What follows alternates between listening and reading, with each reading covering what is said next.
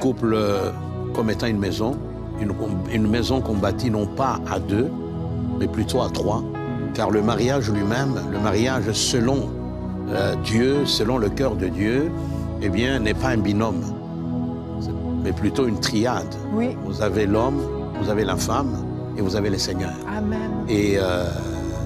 Et donc, quand lui est là, tout devient possible. Peu importe les moments de crise, les moments de problème qu'on pourra connaître, eh bien, si lui est là, il y aura toujours de l'espoir. Et donc, cela est important. Hier, nous avons parlé de la conjugaison dans le relationnel, comment dans nos sociétés, eh bien, la manière dont le chant se passe, eh bien, montre que nous avons inversé la conjugaison divine, c'est-à-dire nous ne fonctionnons plus selon le modèle de Dieu. Voilà, qui veut que ce soit d'abord lui, et puis le tu, l'autre, et enfin le je et moi. Eh bien, dans le couple, c'est pareil.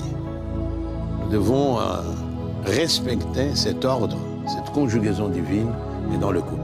Il y a Dieu.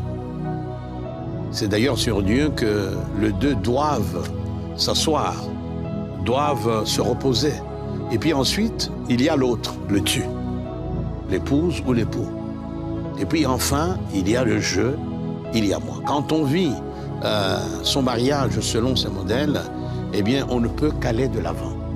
Parce que l'auteur du mariage, celui qui a dit dès le départ qu'il n'est pas bon que l'homme soit seul, eh bien, il n'a pas créé ce cadre-là et demandé à l'homme d'entrer dans ce cadre, dans cette structure, dans cette institution, seul. Non, pas du tout. Il aimerait y entrer avec nous. Et notre responsabilité, c'est de tout faire pour qu'il soit le cœur de notre mariage, pour qu'il soit l'oxygène de notre mariage, pour qu'il soit le moteur de notre mariage.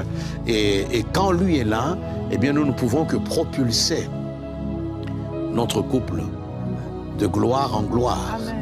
Et nous amener à vivre ce que j'appelle le mieux-être du mariage.